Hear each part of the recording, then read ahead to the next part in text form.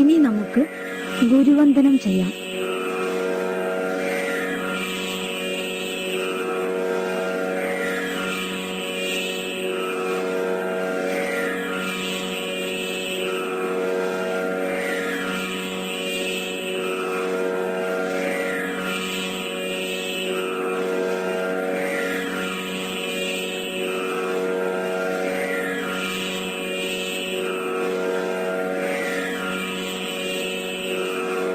അടുത്തത് പ്രാണധ്യാനം.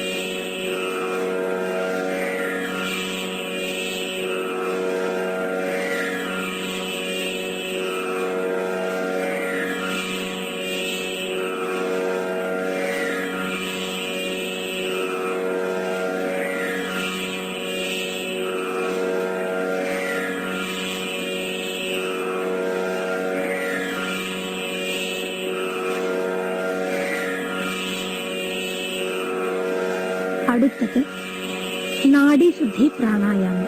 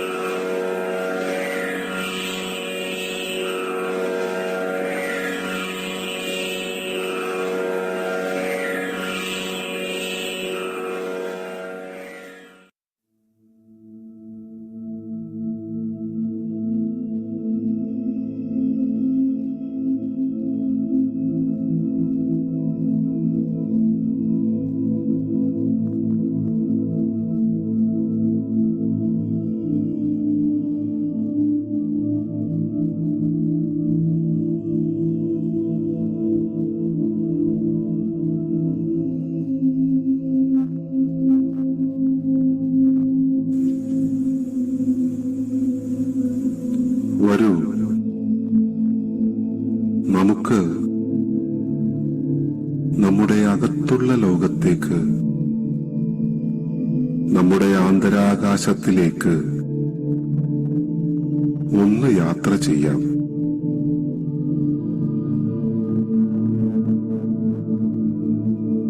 നമ്മിലെ നന്മ തിന്മകളെ ഒന്ന് ഓർത്തു നോക്കാം. പതിയെ പതിയെ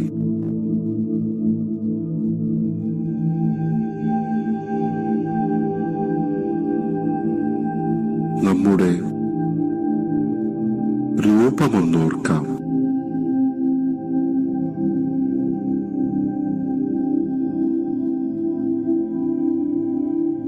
അതിനകത്തെ ജീവനെയും ഒന്നോർക്കാം.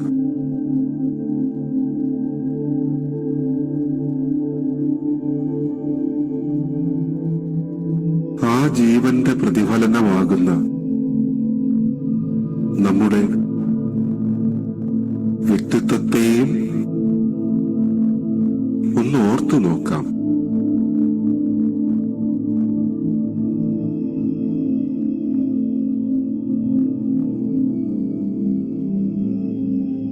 ഇനി പതിയെ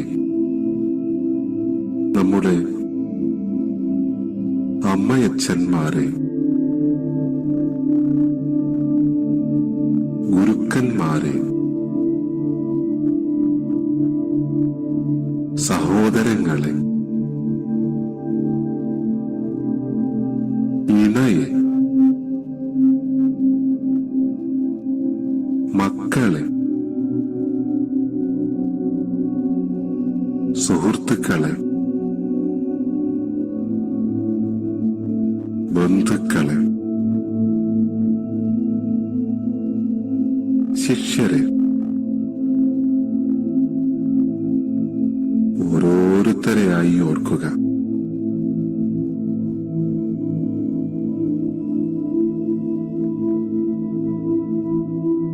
ഇന്നത്തെ ദിനം വരെ നാം അവർക്കായി നൽകിയ സന്തോഷങ്ങളെത്ര, ദുഃഖങ്ങളെത്ര, അവരോട് തോന്നിയ കാരുണ്യമെത്ര, നമ്മിലെ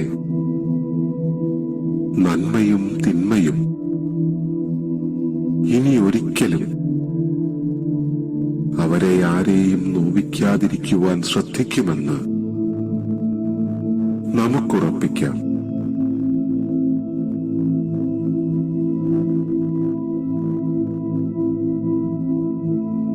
അതുപോലെ അവരോരോരുത്തരുടെയും നന്മകളും തിന്മകളും അവരുടെ തന്നെ ഭാഗമാണെന്ന് കണ്ടറിയാനും അവയ്ക്കതീതമായി അവരെ സ്നേഹിക്കാനും കഴിയണമെന്ന് നമുക്കാശിക്കാം.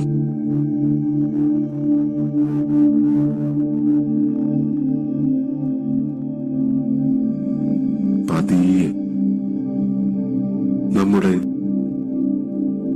അയൽപക്കക്കാരെ, പരിചയക്കാരെ,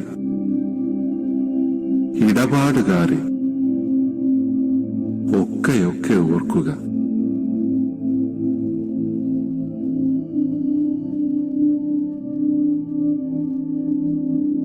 അവരുടെ നന്മകളെ സന്തോഷത്തോടുകൂടിയും തിന്മകളെ ശാന്തതയോടുകൂടിയും മാത്രമേ ഉൾക്കൊള്ളൂ എന്ന് മനസ്സിൽ ഉറപ്പിക്കാം.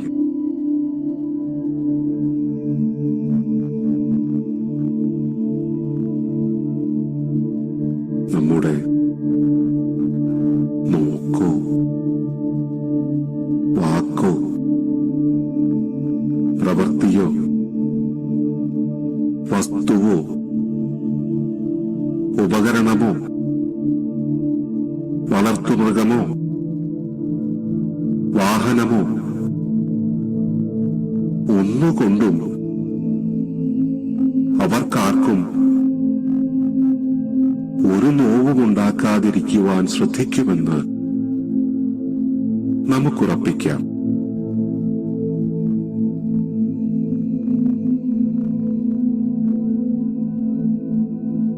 അരികിലും വിദൂരതയിലുമുള്ള സർവ മനുഷ്യ ജന്തുജാലങ്ങളും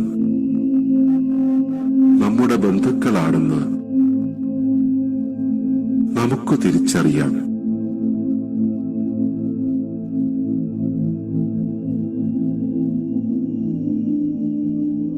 അവരിൽ നിന്ന് വാങ്ങിയും അവർക്കുള്ളത് കൊടുത്തും അന്യോന്യ ജീവിതം നയിച്ചും മാത്രമേ നമുക്കും തലമുറകൾക്കും കഴിയാനാകൂ എന്നതും നമുക്ക് തിരിച്ചറിയാം.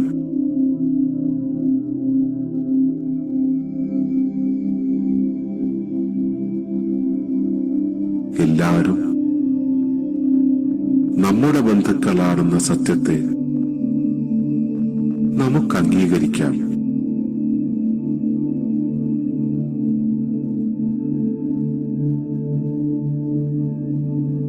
ഇനി നമുക്ക് തിരികെ വരാം. ബോധത്തോടെ, സ്നേഹത്തോടെ, ബന്ധുത്വത്തോടെ, ധൈര്യത്തോടെ നമ്മുടെ സാധാരണ ചിന്തകളിലേക്ക്, തുടർന്നുള്ള ജീവിതത്തിലേക്ക് പതിയെ പതിയെ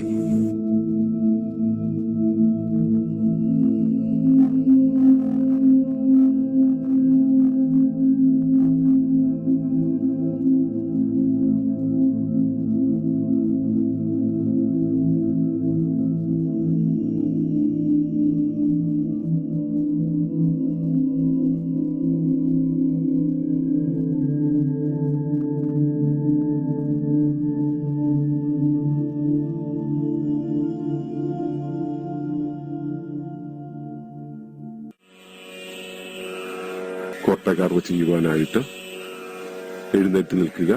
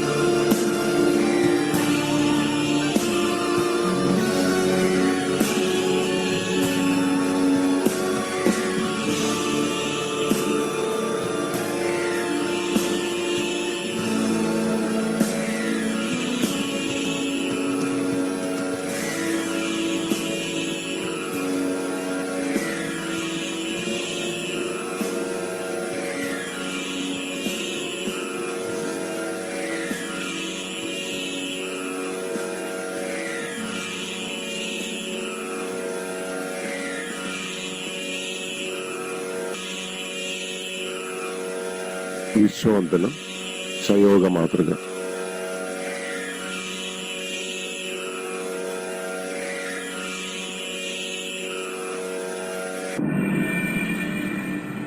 ഗുരുവന്ദനം.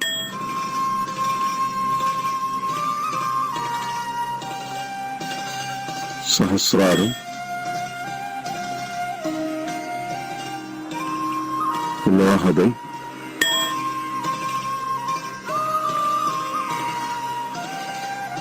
സ്വാദിഷ്ഠാനം.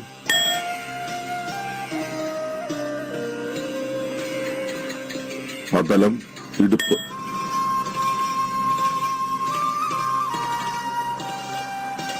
സുതലം, കാൽമുട്ട്. രസതലം, നെരിയാണി.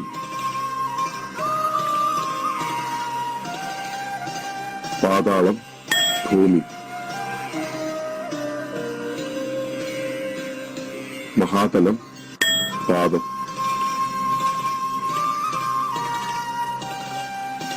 തലാതലം, കാൽവണ്ണ. വിതലം, തുട.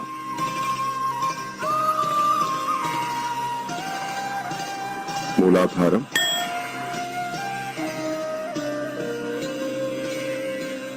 മണിപൂരകം,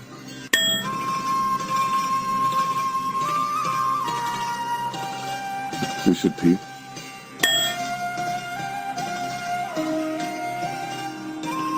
സഹസ്രാരം,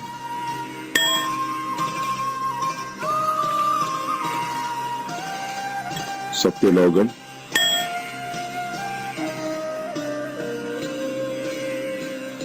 കർണം. മുമ്പിലേക്ക് നോക്കിയിട്ട്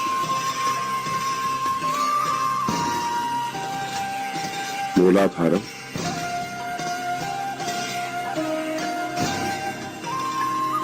സ്വാദിഷ്ഠാനം,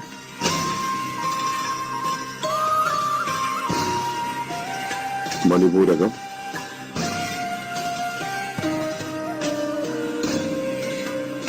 അനാഹതം,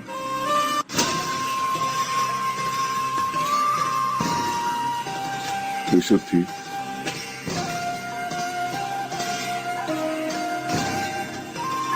ആജ്ഞ,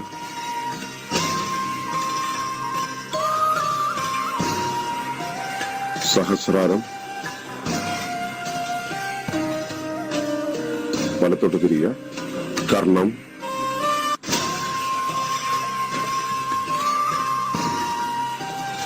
മൂലാധാരം,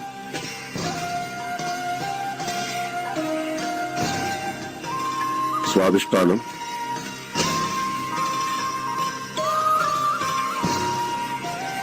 മണിപൂരകം,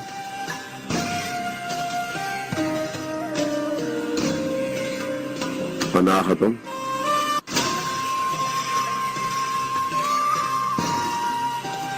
വിശുദ്ധി,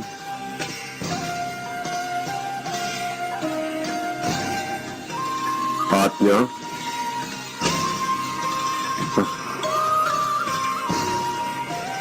സഹസ്രാരം. ഇടത്തോട്ട് തിരിയുക. കർണം,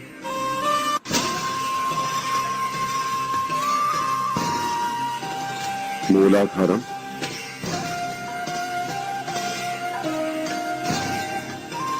സ്വാദിഷ്ഠാനം,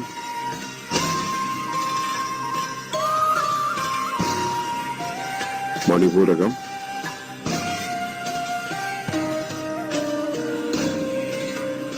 അനാഹതം,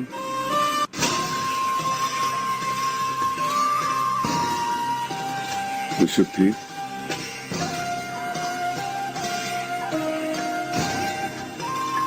ആജ്ഞ,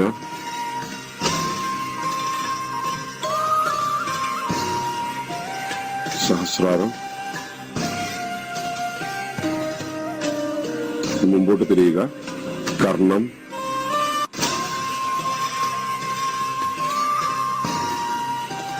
മൂലാധാരം,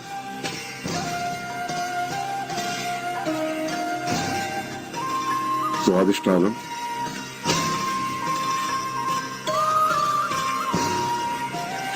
മണിപൂരകം,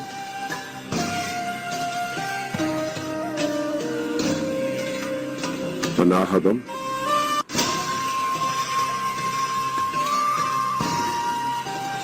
വിശുദ്ധി,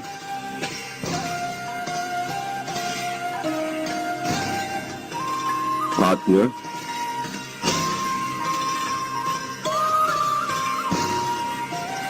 സഹസ്രാരം. ഇനി ഗുരുവന്ദനം.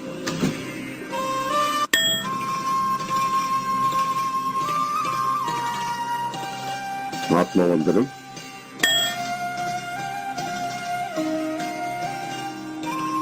ഭൂമിവന്ദനം,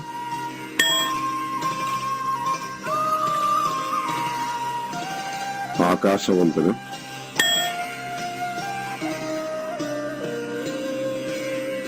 വിശ്വവന്ദനം,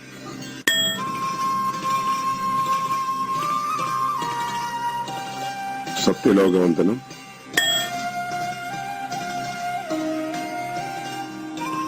വിശ്വവന്ദനം,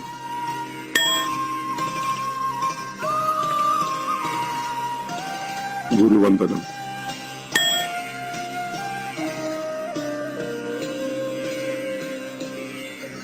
മുദ്ര.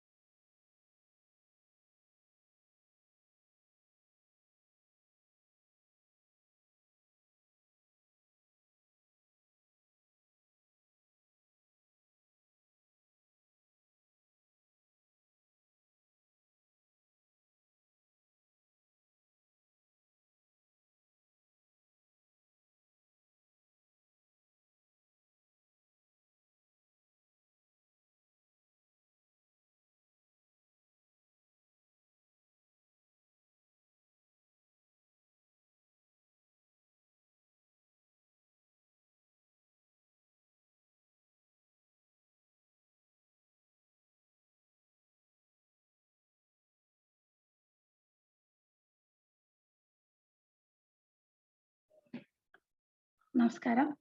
ഏട്ടനിപ്പോ വരുന്നുണ്ടേ, ഒരു മിനിറ്റ്.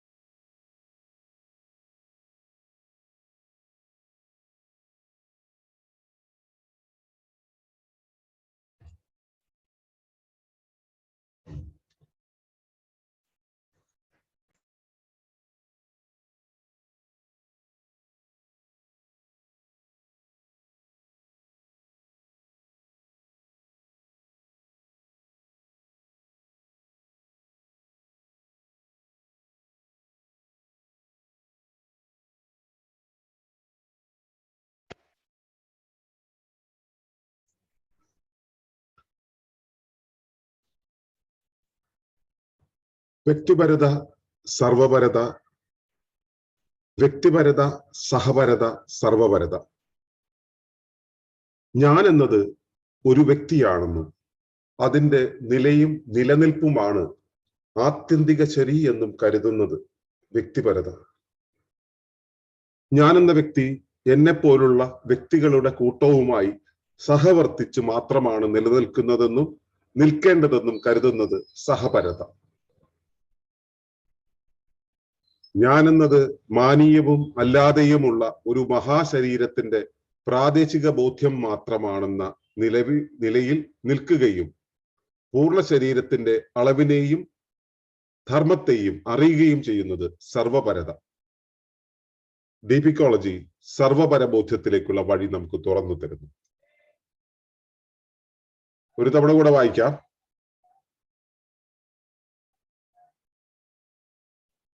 വ്യക്തിപരത, സഹപരത, സർവപരത.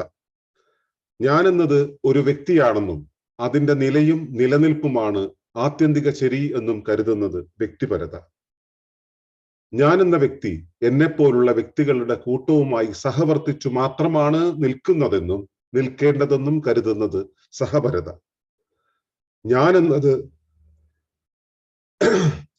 ഞാനെന്നത് മാനീയവും അല്ലാതെയുമുള്ള ഒരു മഹാശരീരത്തിന്റെ പ്രാദേശിക ബോധ്യം മാത്രം ആണെന്ന നിലയിൽ നിൽക്കുകയും പൂർണ്ണ ശരീരത്തിന്റെ അളവിനെയും ധർമ്മത്തെയും അറിയുകയും ചെയ്യുന്നത് സർവപരത. ഡീപിക്കോളജി സർവപരബോധ്യത്തിലേക്കുള്ള വഴി നമുക്ക് തുറന്നു തരുന്നു.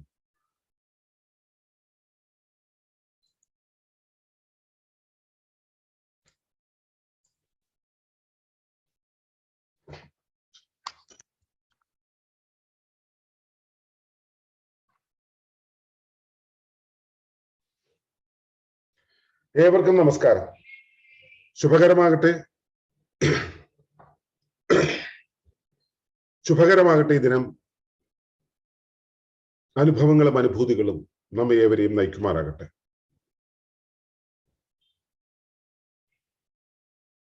ആധുനിക ലോകം അണുകുടുംബങ്ങളുടേതാണ് എന്ന് ഏവരും പറയാറുണ്ട്. ഗോത്രങ്ങളായി ജീവിച്ചിരുന്ന മനുഷ്യൻ കൂട്ടുകുടുംബങ്ങളിലേക്കും അവിടുന്ന് കുടുംബങ്ങളിലേക്കും അവിടുന്ന് ന്യൂക്ലിയർ കുടുംബങ്ങളിലേക്കും വന്നു ചേർന്നു എന്നുള്ളതാണ് ഇതുവരെയുള്ള കഥ. പാശ്ചാത്യ നാടുകളെയൊക്കെ നോക്കുകയാണെങ്കിൽ ഇവിടെ സിംഗിൾ പാരന്റ്, സിംഗിൾ ലിവിങ് എന്നൊക്കെ പറയുന്ന സംവിധാനങ്ങളുണ്ട്. നമ്മുടെ നാട്ടിൽ അതത്ര വ്യാപകമായിട്ടില്ല. പക്ഷെ ഏതാണ്ട് അതിന് തത്തുല്യമായിട്ടുള്ള അവസ്ഥയാണ് മിക്കവാറും കുടുംബങ്ങളിലും. ഭാര്യയും ഭർത്താവും രണ്ടു വഴിക്കാണ് പോവുക. രണ്ട് തരത്തിലാണ് ചിന്തിക്കുക. രണ്ട് ജോലി, രണ്ട് മൊബൈൽ, രണ്ട് വാഹനം, രണ്ട് ബാങ്ക് അക്കൗണ്ട്. രണ്ട് വ്യക്തികളാണ്, രണ്ട് പ്രത്യേക എൻറ്റിറ്റികളാണ്. അവർ സമ്പാദിച്ചു കൂട്ടുന്ന സ്വത്തിന്റെ ഉടമസ്ഥതയിൽ മാത്രമുള്ള ഒരു ലിങ്കാണ്. അതിനിടയിൽ അത് പുറത്തേക്ക് പോകാതിരിക്കാനായിട്ട് ഒരു സൂക്ഷിപ്പുകാരൻ എന്നുള്ള രീതിയിൽ അവർക്ക് കോമൺ ആയിട്ടൊരു കുഞ്ഞുമുണ്ടാവുക, അല്ലെങ്കിൽ ഒന്നിലധികം കുഞ്ഞുണ്ടാവുക. അതിനുവേണ്ടിയുള്ള ഒരു ഇൻസ്റ്റിറ്റ്യൂഷനായിട്ട് മാറിയിട്ടുണ്ട് മാരേജ് എന്നുള്ളത്. ഇവിടെ വ്യക്തിപരതയാണ് മുന്നിട്ട് നിൽക്കുന്നത്. നേരത്ത് ഞാൻ എന്നുള്ളത് പ്രകൃതി എന്ന സ്വത്വത്തിന്റെ ഭാഗമായിരുന്ന അവസ്ഥയിൽ നിന്നും തന്റെ ഗോത്രത്തിന്റെ ഭാഗമായിരിക്കുന്ന ഒരവസ്ഥയിലേക്കും ഗോത്രത്തിൽ നിന്നും കുടുംബത്തിന്റെ ഭാഗമായിരിക്കുന്ന ഒരവസ്ഥയിലേക്കും, അല്ലെങ്കിൽ അതിനിടയിൽ ദേശത്തിന്റെ ഭാഗമായിരിക്കുന്നതിന്റെ ഇടയിൽ പിന്നെ കുടുംബത്തിന്റെ ഭാഗമായിരിക്കുന്നതിന്റെ ഇടയിൽ ഇപ്പോൾ വ്യക്തിപരതയിൽ എത്തി നിൽക്കുന്നു നമ്മൾ.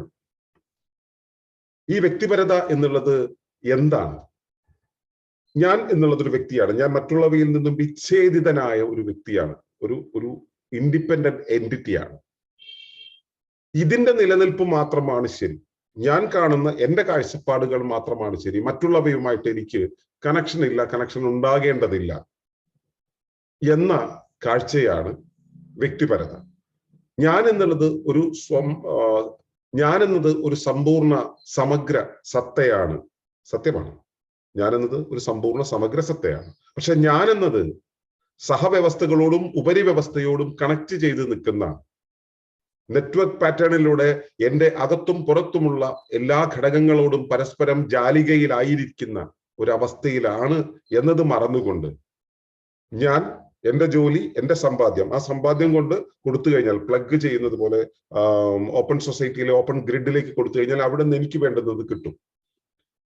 ആ പബ്ലിക് ഗ്രിഡിനെ ആശ്രയിക്കാനുള്ള ടൂൾ മാത്രമാണ് ഞാൻ സമ്പാദിക്കുന്നത്. അതിനകത്ത് ഞാൻ എൻ്റെ ഫ്രെയിം ഉണ്ടാക്കി ജീവിക്കുന്നു എന്നുള്ളതാണ് വ്യക്തിപരത.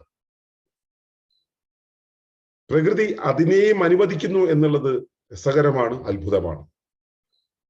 എന്നാൽ പ്രകൃതിയുടെ സുസ്ഥിതി എന്ന് പറയുന്നത്, ബാലൻസ്ഡ് ആയിട്ട് സ്റ്റേറ്റ് എന്ന് പറയുന്നത് അവിടെയാണോ നിൽക്കുന്നത്? ശരിക്കും സാമൂഹ്യമായി ജീവിക്കുമ്പോൾ നമുക്ക് വേണ്ടുന്നത് സഹപരതയാണ്. ഞാൻ എന്ന വ്യക്തി എന്നെ പോലുള്ള വ്യക്തികളുടെ കൂട്ടവുമായി സഹവർത്തിച്ചു മാത്രമാണ് നിൽക്കുന്നത്, അഥവാ നിൽക്കേണ്ടത്. എന്ന് ബോധ്യം വരുന്നതാണ് സഹപരത. അത് അല്പം സാമൂഹ്യ ബോധമുള്ള ആളുകൾക്കൊക്കെ തന്നെ അങ്ങനെ കരുതാൻ കഴിയുന്നുണ്ട്. അത് നമ്മുടെ വ്യക്തിഗത അവസ്ഥയിൽ നിന്നും നമ്മുടെ വശങ്ങളിലേക്കുള്ള ഒരു വളർച്ചയാണ്, വശങ്ങളിലേക്കുള്ള കാഴ്ചയാണ്, തിരിച്ചറിവാണ്, വ്യാപനമാണ്.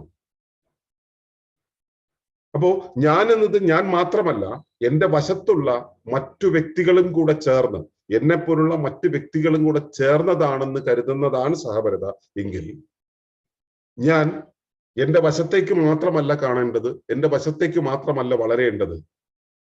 ഞാൻ അറിയേണ്ടത്, ഞാൻ എന്നെ അറിയേണ്ടത് എൻ്റെ വശത്തും ഞാൻ എൻ്റെ വശത്തും മുകളിലും താഴെയുമുള്ള സർവ സംവിധാനങ്ങളോടും ചേർന്നാണ് എന്ന ബോധ്യം എനിക്ക് അളക്കാൻ കഴിയുന്നത്. അളക്കാൻ കഴിയാത്തത് ഒക്കെ ആയിട്ടുള്ള പ്രപഞ്ചം എന്ന മഹാശരീരത്തിന്റെ, പ്രകൃതി എന്ന മാതൃത്വത്തിന്റെ ഈ പ്രദേശത്തെ ഒരു ചെറിയ ബോധ്യം മാത്രമാണ് ഞാൻ എന്ന നിലയിൽ നിൽക്കുകയും പൂർണ്ണ ശരീരത്തിന്റെ അളവിനെയും ധർമ്മത്തെയും അറിയുകയും ചെയ്യുന്നത് ആണ് സർവപരത. അപ്പോ നമ്മുടെ കൈയുടെ ഒരു ഭാഗത്ത് ചെറിയൊരു ചൊറിച്ചിലുണ്ടെന്നിരിക്കട്ടെ, നാം അറിയുന്നു അവിടെയാണ് ചൊറിയുന്നത് എന്ന്. അല്ലാത്ത ശരീരത്തെ നമ്മൾ സെൻസ് ചെയ്യുന്നേ ഇല്ല, നമ്മൾ അറിയുന്നേ ഇല്ല.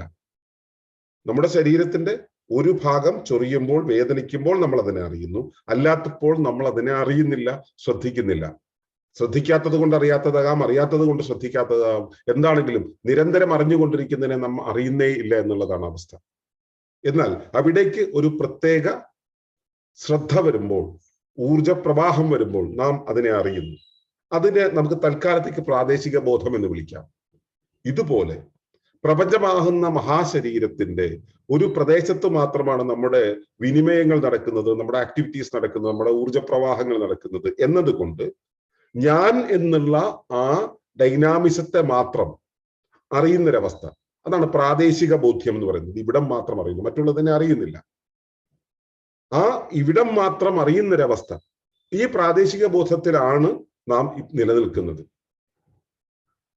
നമുക്ക് ഈ ചൊറിച്ചിലുള്ള ഭാഗത്തെ അല്ലാതെ തന്നെ നമ്മളിപ്പോ പ്രവേശക ധ്യാനമൊക്കെ ചെയ്യുന്ന സമയത്ത് ശരീരത്തിന്റെ ഓരോ ഭാഗത്തെയും അവിടുത്തെ സ്പന്ദനങ്ങളെയെല്ലാം നമ്മൾ സെൻസ് ചെയ്യാറുണ്ട്. പക്ഷെ അതിനുവേണ്ടി അല്പം മെനക്കെടുന്നുണ്ട്. നമ്മൾ അതിനുവേണ്ടി നമ്മുടെ ശ്രദ്ധയെ അങ്ങോട്ടേക്ക് കൊണ്ടുപോകേണ്ടതുണ്ട്. വേദന വരുമ്പോൾ, ചൊറിച്ചിൽ വരുമ്പോൾ നമ്മൾ ശ്രദ്ധ കൊണ്ടുപോകേണ്ട കാര്യമില്ല, അത് ഓട്ടോമാറ്റിക്കായിട്ട് ശരീരം അവിടേക്ക് നമ്മളെ ശ്രദ്ധിപ്പിച്ചു കൊള്ളും. അപ്പോ ഈ പ്രവേശക ധ്യാനം ചെയ്യുന്ന സമയത്ത്, യോഗനിദ്ര ചെയ്യുന്ന സമയത്തൊക്കെ നമ്മുടെ ശരീരത്തിന്റെ വിവിധ ഭാഗങ്ങളിലേക്ക് നമ്മുടെ മനസ്സിനെ വ്യാപരിപ്പിച്ചിട്ട് അതിനെ അറിയുകയും അതിന്റെ സ്പന്ദനങ്ങളെ സ്പർശിക്കുകയും ചെയ്യുന്ന, അതിനെ ആനുഭൂതികമായി ബോധ്യപ്പെടുന്ന ഒരു അവസ്ഥയുണ്ടല്ലോ. ഇതുപോലെ നമ്മുടെ ഈ ഫോക്കസ്ഡ് ആയിട്ടുള്ള ഒരവസ്ഥയ്ക്കും അപ്പുറത്തേക്ക് പ്രപഞ്ചം എന്ന സംവിധാനത്തിലേക്ക് നമ്മുടെ ബോധത്തെ വ്യാപരിപ്പിക്കുമ്പോൾ, അത്തരത്തിലാണെന്ന് അറിയുമ്പോൾ, അവിടെയാണ് നമ്മൾ എന്നുള്ളത് അറിഞ്ഞുകൊണ്ടിരിക്കുമ്പോൾ ഈ പ്രാദേശിക ബോധ്യത്തിനും അപ്പുറത്തേക്ക് നാം പരന്നു പോകുന്നു. അങ്ങനെയുള്ളപ്പോ നമുക്ക് ആ ബാഹ്യമായ ആ വിപുലമായ ശരീരത്തെ നമ്മൾ അറിയുന്നുണ്ട്. അങ്ങനെ നിൽക്കുമ്പോൾ നമുക്ക് നമ്മുടെ ധർമ്മത്തെ അറിയുന്നുണ്ട്. നമ്മൾ ആ വിപുലതയിൽ നിൽക്കുന്ന സമയത്ത് നമ്മുടെ ധർമ്മത്തെ അറിയുന്നുണ്ട്. ശ്രദ്ധിച്ചിട്ടുണ്ടാവും, നിങ്ങളൊരു കൂട്ടത്തിൽ നിൽക്കുമ്പോൾ, അല്ലെങ്കിൽ നിങ്ങൾ ഒരു കുടുംബത്തിൽ നിൽക്കുന്ന സമയത്ത്, ഒരു കൂട്ടത്തിൽ നിൽക്കുന്നു എന്ന് കരുതുക, അവിടെ ഒരു ചെറിയൊരു കുട്ടിയുണ്ട്. ആ കുട്ടി നമ്മൾ നിൽക്കുന്ന ഒരു വട്ടത്തിൽ നിന്ന് ഒരു അല്പം അങ്ങോട്ടേക്ക് മാറുകയാണെങ്കിൽ, അല്ലെങ്കിൽ അവനൊന്നും അറിയാൻ പോവുകയാണെങ്കിൽ നിങ്ങളുടെ കൈ അതിനൊപ്പം പോകും. ഇത് നിങ്ങൾ നിൽക്കുന്ന മണ്ഡലത്തിനും അപ്പുറത്തേക്ക് നിങ്ങൾ ആ ഒരു കമ്മ്യൂണിറ്റിയുടെ, ആ ഒരു ഗ്രൂപ്പ് ഓഫ് പീപ്പിളിന്റെ, അല്ലെങ്കിൽ ആ ഒരു വ്യവസ്ഥയുടെ ഭാഗമാകുന്നത് കൊണ്ടാണ് അങ്ങനെ ഒരു എക്സ്റ്റൻഷൻ ഉണ്ടാകുന്നത്. നിങ്ങളുടെ കുടുംബത്തിന്റെ ഭാഗമായിരിക്കുമ്പോൾ നിങ്ങളുടെ കുടുംബത്തിനും അപ്പുറത്തേക്ക് നീണ്ടുപോകുന്ന ഏതൊന്നിലേക്കും നിങ്ങളുടെ കൈകൾ ചെല്ലുന്നത്, ശ്രദ്ധ ചെല്ലുന്നത്, അറിഞ്ഞുകൊണ്ടിരിക്കുന്നത് ഈ വ്യാപനമാണ്.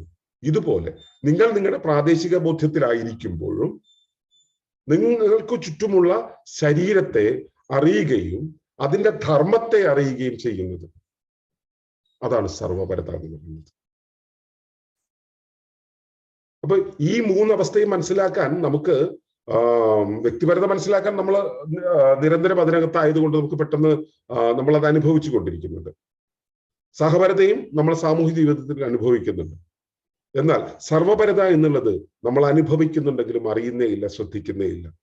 അവിടേക്ക് കൂടെ നമ്മുടെ ശ്രദ്ധ മാറ്റി നിർത്തണമെന്നും അതെങ്ങനെ അറിയണമെന്നും ഏതെല്ലാം ഡയമെൻഷനിൽ അറിയണമെന്നും എന്തുകൊണ്ട് അറിയണമെന്നും എങ്ങനെയൊക്കെയാണ് അതിന്റെ മെക്കാനിസം പ്രവർത്തിക്കുന്നത് എന്നുമൊക്കെ ഡീപിക്കോളജി നമുക്ക് വ്യക്തമായി പറഞ്ഞു തരുന്നുണ്ട്.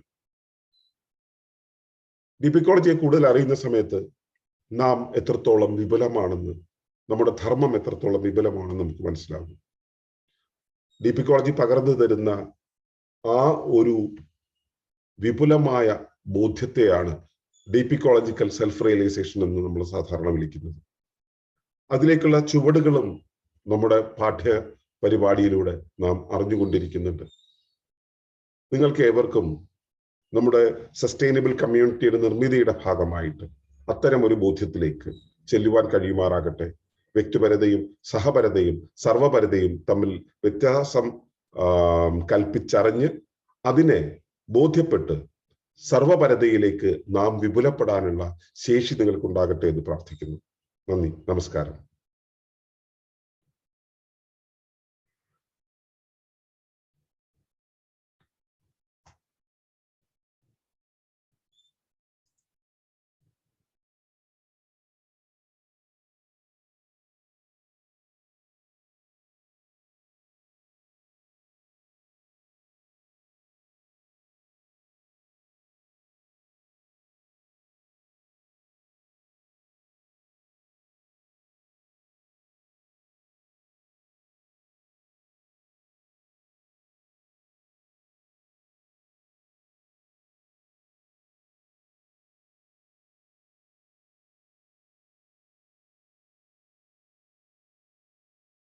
ലോകശാന്തി ധ്യാനം ആരംഭിക്കുന്നതിന് ഒരു ശാന്തമായ ധ്യാനസ്ഥാനത്ത് സുഖകരമായി ഇരിക്കാം. നട്ടെല്ല് നിവർത്തി വയ്ക്കാം. കൈകൾ മടിയിൽ മലർത്തി വയ്ക്കാം. കണ്ണുകൾ അടയ്ക്കാം. ഈ കേൾക്കുന്നത് നിങ്ങളുടെ നാദമാണ്. ഞാനെന്ന് പറയുന്നത് നിങ്ങളുടെ മനസ്സിനെ തന്നെയാണ്. മനസ്സിനെ ശാന്തമാക്കുക.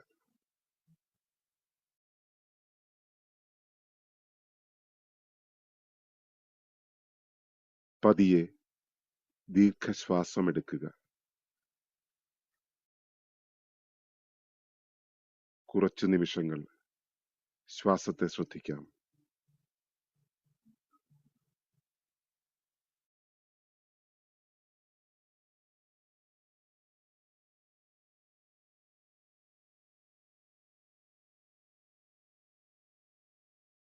എന്റെ ഹൃദയത്തിനുള്ളിൽ പ്രപഞ്ചബോധത്തിന്റെ മനോഹരമായ ഒരു വെളുത്ത പ്രകാശ ചൈതന്യം കാണുന്നു.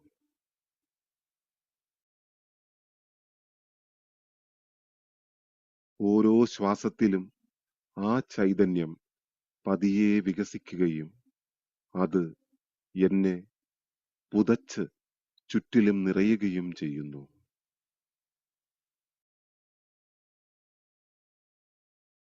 എന്നിൽ നിറഞ്ഞു വരുന്ന ആ ദിവ്യ ചൈതന്യത്തിൽ നിന്നും സ്നേഹവും ഊഷ്മളതയും സുഖപ്പെടുത്തലും ഞാൻ അനുഭവിക്കുന്നു. സ്നേഹവും ഊഷ്മളതയും സുഖപ്പെടുത്തലും എന്റെ ഹൃദയത്തിലെ ഈ തെളിഞ്ഞ ചൈതന്യത്തിൽ നിന്നും പുറപ്പെടുന്നു. സ്നേഹവും ഊഷ്മളതയും സുഖപ്പെടുത്തലും എന്റെ ശരീരത്തിലെ ഓരോ കോശത്തിലും വ്യാപിക്കുന്നു.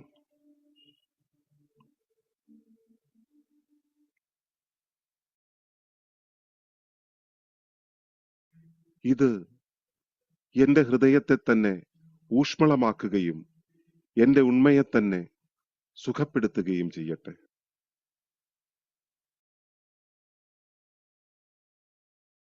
ഈ സുഖപ്പെടുത്തുന്ന മനോഹരമായ പ്രകാശ ചൈതന്യം വികസിക്കുകയും അതിന്റെ തെളിച്ചം വർദ്ധിക്കുകയും എന്റെ ചുറ്റുമുള്ള ഇടം നിറയ്ക്കുകയും ചെയ്യട്ടെ. ഈ വെളിച്ചത്തിന്റെ വിശാലമായ കടലിൽ എന്നെ ഞാൻ സ്വയം കാണുകയാണ്.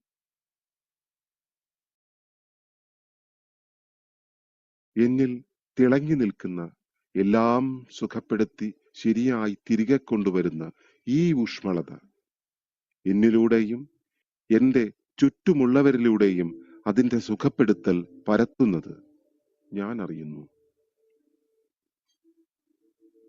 ലോകത്തെ എല്ലാ സൃഷ്ടികളെയും ബന്ധിപ്പിക്കുന്ന പ്രാണശ്വാസത്തിന്റെ സഹായത്തോടെ ഈ സ്നേഹവും സുഖപ്പെടുത്തലും നൽകുന്ന പ്രകാശത്തെ എന്നെ പേറുന്ന ഗർഭപാത്രമായ ഭൂമി മാതാവിലേക്ക് ഞാൻ അയക്കുന്നു.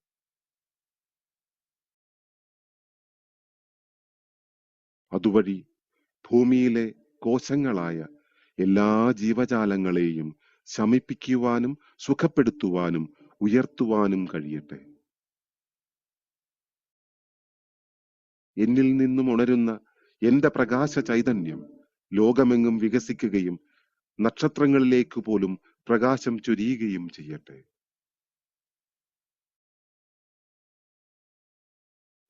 ഇവിടെയെങ്ങും വെളിച്ചമല്ലാതെ മറ്റൊന്നുമില്ല. ഇവിടെയെങ്ങും ചൈതന്യമല്ലാതെ മറ്റൊന്നുമില്ല. എല്ലാം സുഖപ്പെടുത്തുന്ന പ്രപഞ്ചത്തിന്റെ പ്രകാശ ചൈതന്യമാണ് ഞാൻ. എല്ലാ പ്രകാശത്തിന്റെയും ഉറവിടമായ ഒരാളാണു ഞാൻ. ലോകത്തെ എല്ലാവർക്കും സ്നേഹവും സമാധാനവും വെളിച്ചവും നിറയ്ക്കുന്നതിൽ ഈ പ്രപഞ്ച ചൈതന്യത്തിനോട് ഞാൻ നന്ദി പറയുകയാണ്. നന്ദി, നന്ദി, നന്ദി. ഇനി ഞാൻ ഇപ്പോൾ എന്റെ നാട്ടിലേക്ക് സുഖപ്പെടുത്തലും വെളിച്ചവും ഐക്യവും ശാന്തിയും മനസ്സുകൊണ്ട് ചൊരിയുകയാണ്.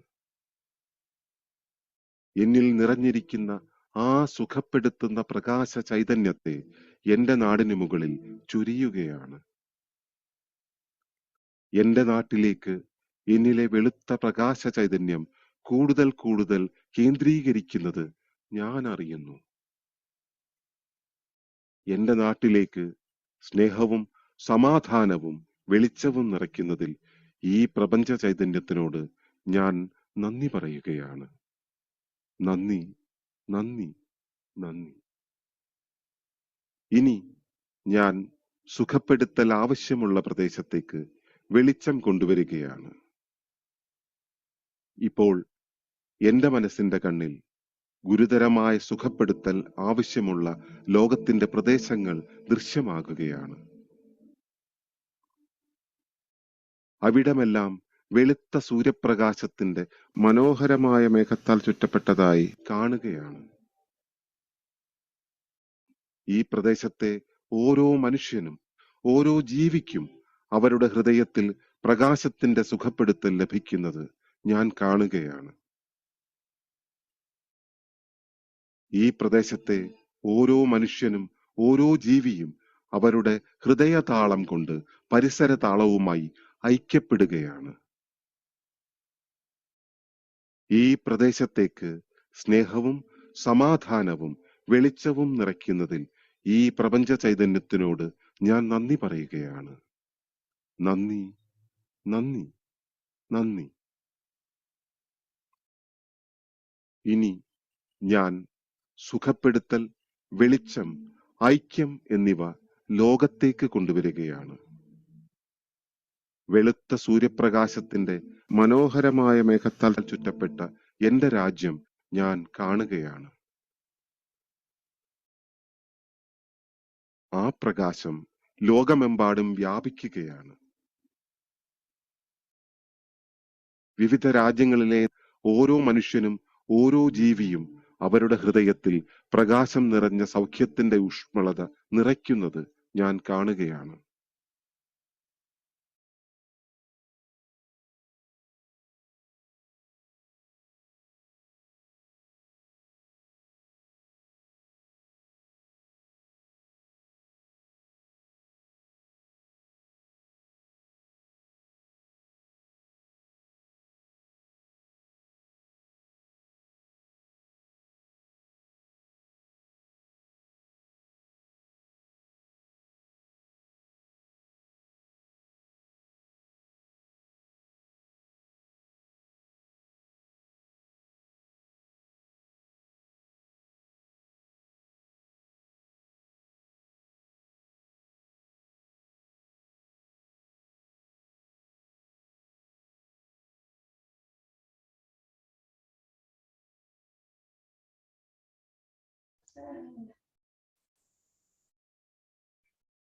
ഇവിടെ സിസ്റ്റം റീസ്റ്റാർട്ട് ആയി.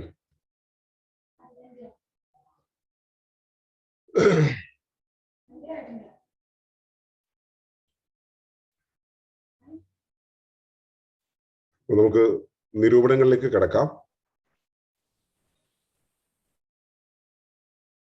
കൃഷ്ണമാരേട്ട, നമസ്കാരം. ഇന്നത്തെ സുഭാഷിതത്തിലെ വിഷയം വ്യക്തിപരത, സർവപരത, സഹപരത, സർവപരത ഇവയായിരുന്നു.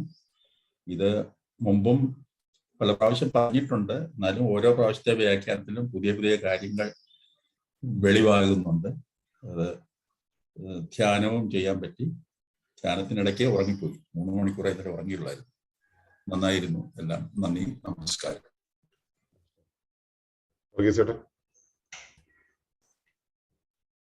എല്ലാവർക്കും നമസ്കാരം. ഇന്ന് കുറച്ച് ഡിസ്റ്റർബ്ഡ് ആയിരുന്ന സിസ്റ്റം ഇടയ്ക്കിടയ്ക്ക് പോയ കാരണം മുഴുവനും പാർട്ടിസിപ്പേറ്റ് ചെയ്തില്ല. പിന്നെ ഇന്നത്തെ സുഭാഷിതം കേട്ടു. അപ്പൊ അതില് ഇത് ഈ ഡീപ്പ് എക്കോളജിക്കൽ പെർസ്പെക്റ്റീവ് എന്ന് പറയുന്ന ആ ഒരു കൺസെപ്റ്റിനെ വളരെ വിശദമായിട്ട് എക്സ്പ്ലെയിൻ ചെയ്യുന്ന ഒന്നാണ്. കാരണം ഇക്കോളജി എന്നുള്ളത് ഒറിജിനലി ഇതാണ് ഉദ്ദേശിച്ചിരുന്നതെങ്കിലും ഇക്കോളജിയെ ഒരു പാഠ്യ വിഷയമാക്കി കൊണ്ടുവന്നപ്പോഴേക്കും അത് ഹ്യൂമൻ സെൻട്രിക് ആയിട്ടാണ് എക്സ്പ്ലെയിൻ ചെയ്തത്. അത് അങ്ങനെ വന്നുകൊണ്ടാണ് പിന്നെ ഡീപ്പ് ഇക്കോളജി എന്ന് സ്പെസിഫിക് ആയിട്ട് പറഞ്ഞു വരേണ്ടി വന്നത്. കാരണം ഇക്കോളജിയിൽ ആ ഒരു രീതിയിൽ അത് തന്നെ ഇവിടെ ശരിക്കും മനസ്സിലാകുന്നത്. അന്ന് അത് ഹ്യൂമൻ സെൻട്രിക് ആയിട്ടുള്ള വ്യക്തിപരതയിൽ ഊന്നിയ ഒരു കൺസെപ്റ്റിലാണ് ഇക്കോളജിയെ ഡിസ്ക്രൈബ് ചെയ്തു വന്നത്. എല്ലാം മനുഷ്യന് വേണ്ടിയിട്ട് എന്നുള്ള ഒരു കൺസെപ്റ്റിലാണ്. അപ്പൊ അത് മാറി ഡീപ്പ് ഇക്കോളജി എന്ന് പറയുന്നത് നമ്മളെ എല്ലാത്തിന്റെ ഒരു ഭാഗമാണ്, അതിനകത്തിന്റെ ഒരു അംശം മാത്രമാണെന്നുള്ള ഒരു കൺസെപ്റ്റിൽ കൊണ്ടുവരുന്നതാണ് ഡീപ്പ് ഇക്കോളജിയിൽ പറഞ്ഞത്. അപ്പൊ അത് തന്നെയാണ് അത്. ഈ ആദ്യത്തെ സ്റ്റേജ് കഴിഞ്ഞ് സെക്കൻഡ് സ്റ്റേജ് ആണ് സഹപരത. സഹപരതയിൽ വന്നപ്പോഴും നമുക്ക് മനസ്സിലായി നമ്മൾ പലതും എല്ലാ ജീവജാലങ്ങളുമായിട്ട് നമ്മൾ ഷെയർ ചെയ്യുന്നതെന്നുള്ളൊരു അണ്ടർസ്റ്റാൻഡിങ് കൂടെ വന്നു. അതും കഴിഞ്ഞിട്ട് ലാസ്റ്റ് സ്റ്റേജ് ആണ് ഡീപ്പ് ഇക്കോളജിയിലെ ഫുൾ സ്റ്റേജ് വരുമ്പോഴാണ് സർവപരത എന്നുള്ളത്. കാരണം അത് എല്ലാ 360 ആംഗിളിലും ഇത് കണക്ട് ചെയ്ത് കിടക്കുന്നു എന്നുള്ള ഒരു ബോധ്യമാണ്, ഒരു റിയലൈസേഷൻ തന്നെയാണ്. അതിനെയാണ് നമ്മൾ സർവപരത എന്ന് പറയുന്നത്. അപ്പൊ ആ ഒരു അണ്ടർസ്റ്റാൻഡിങ്, ആ ഒരു ബോധ്യം വന്നെങ്കിലേ നമ്മളുടെ ശരിക്കുള്ള എക്സിസ്റ്റൻസ്, നമ്മുടെ അസ്തിത്വത്തിന്റെ ശരിക്കുള്ള റിയാലിറ്റി മനസ്സിലാക്കാൻ പറ്റുള്ളൂ എന്നുള്ളതാണ് ഈ പറഞ്ഞതിന്റെ സാർ. Thank you. ഓക്കെ, ഇനി മാളു സംസാരിക്കും.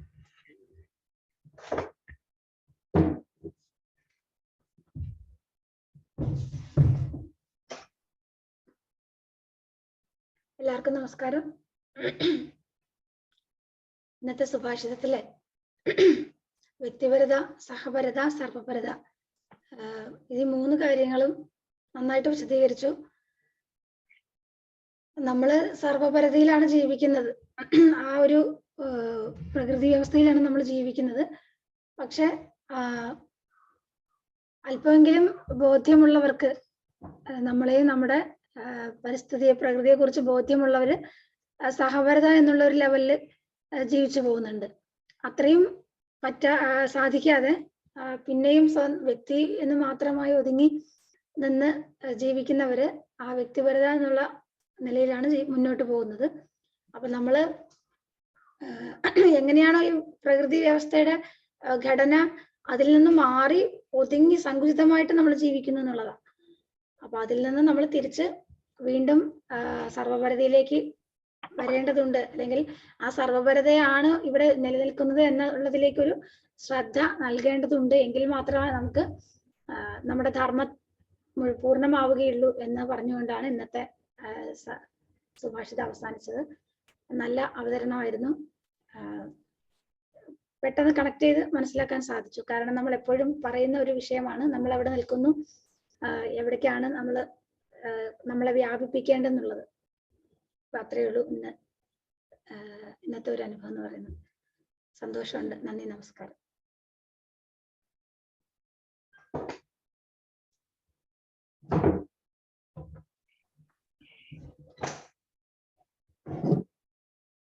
ഇന്നത്തെ നിരൂപണങ്ങൾ ഇവിടെ അവസാനിപ്പിക്കാം. ദർശൻ ഉണ്ടല്ലോ ഇല്ലേ? ദർശൻ സംസാരിക്കില്ലേ?